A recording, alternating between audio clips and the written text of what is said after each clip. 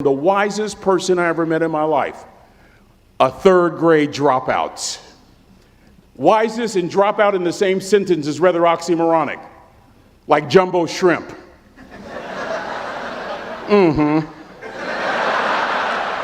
Like fun run. Ain't nothing fun about it.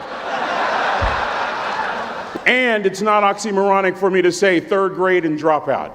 That third grade dropout, the wisest person I ever met in my life, who taught me to combine knowledge and wisdom to make an impact, was my father.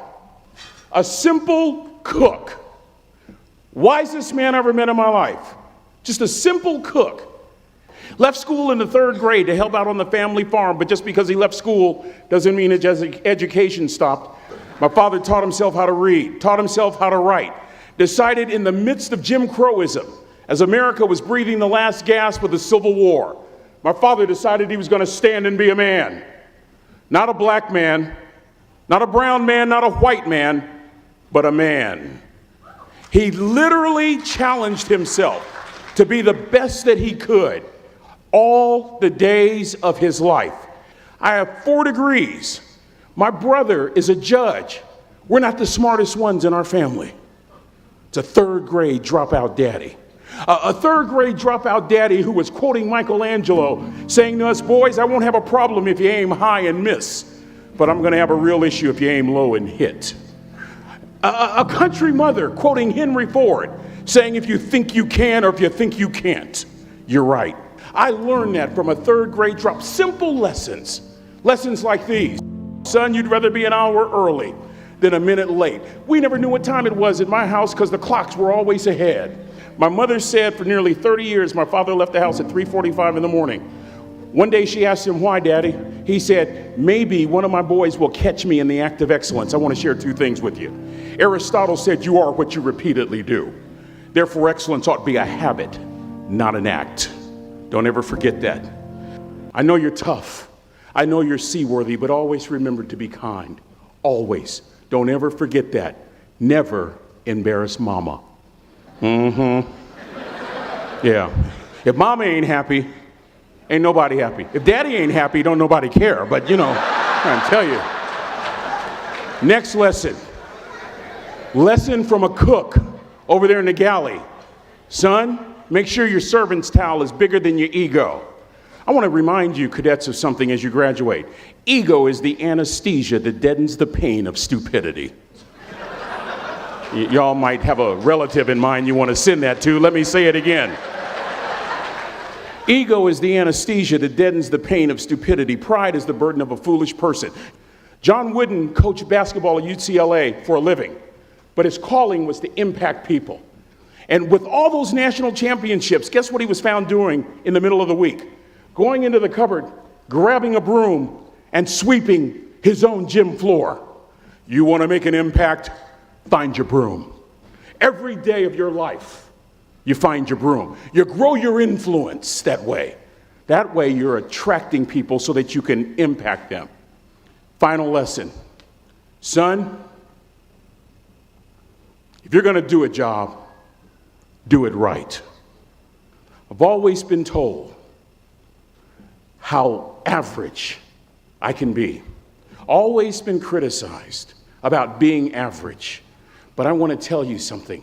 I stand here before you, before all of these people, not listening to those words, but telling myself every single day to shoot for the stars, to be the best that I can be. Good enough isn't good enough if it can be better, and better isn't good enough if it can be best. Let me close with a very personal story that I think will bring all this into focus. Wisdom will come to you in the unlikeliest of sources, a lot of times through failure.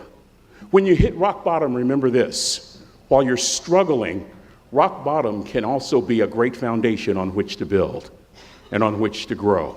I'm not worried that you'll be successful. I'm worried that you won't fail from time to time.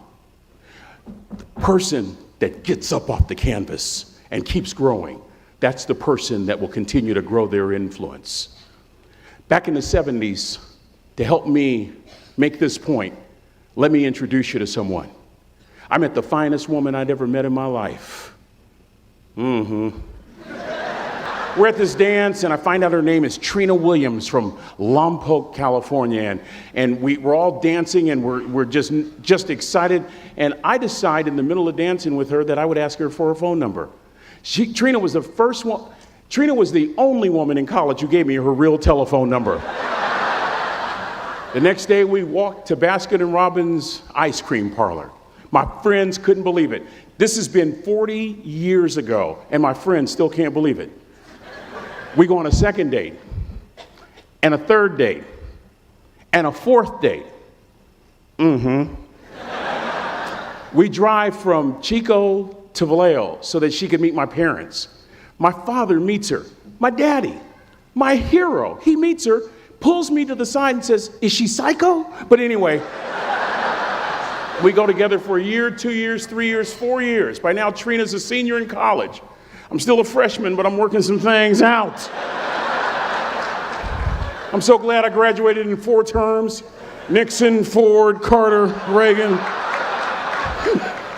She said yes. That was the key. I married the most beautiful woman I'd ever seen in my life. Y'all ever been to a wedding, and even before the wedding starts, you hear this? How in the world? And it was coming from my side of the family.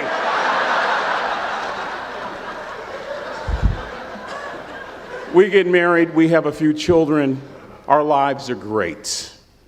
One day, Trina finds a lump in her left breast. Breast cancer.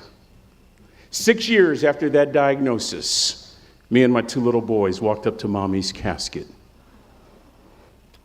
And for 2 years, my heart didn't beat.